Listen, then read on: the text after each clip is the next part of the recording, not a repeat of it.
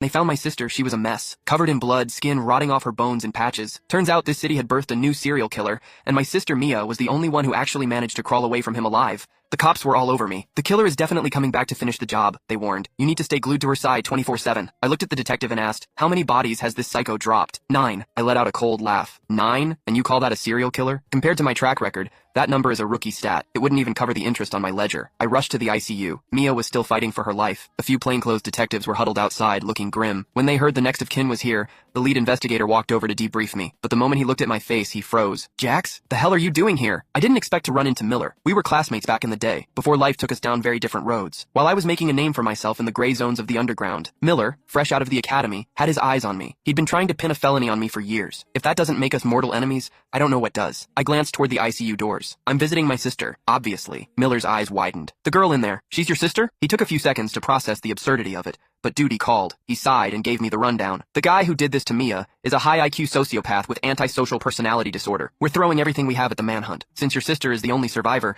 we're betting he's coming back to tie up loose ends. We'll have units posted here day and night, but you family members need to stay vigilant. I nodded, genuinely curious. So, bodies? How many? 9. 9, I smirked. That's it? That's what passes for a maniac these days? Detective Miller's face darkened. He grabbed my arm and pulled me aside. Jax, listen to me. Your sister was brutalized, I get it. I understand you're pissed. But you need to cooperate with the NYPD. Do not go rogue. Do not give me more paperwork. I stared at him, calm as still water. My sister is lying in there looking like raw meat. Before Miller could respond, his radio crackled. Captain, we got a situation on the 3rd floor. Violent riot. You need to come down here now. Anyone hurt? Everyone's hurt, but not the medical staff. Some random civilian stepped up and beat the living hell out of the rioters. Blocked them in the stairwell. 20 guys, Captain. All of them are laid out. The stairwell looks like a slaughterhouse. What? All right, on my way. Miller hung up, and his eyes dropped to my hands. My knuckles were split, stained with dried blood. I shrugged casually. They were blocking the stairs. I needed to get through. Just taught them some manners. No need to thank me, Miller. Miller shook his head, muttering as he walked away. That killer messed with the wrong family. Poor bastard doesn't know what kind of trouble he's in. Mia survived, but after she woke up, she was broken. She was terrified of everyone, flinching at shadows. The cops couldn't get a damn thing out of her about the killer. On the way to the hospital, I grabbed some cinnamon rolls from that bakery she loved as a kid. Truth is, Mia and I aren't exactly close. Same dad, different moms. My mom died early and nobody gave a damn about me. I learned to throw a punch before I learned to read. Growing up,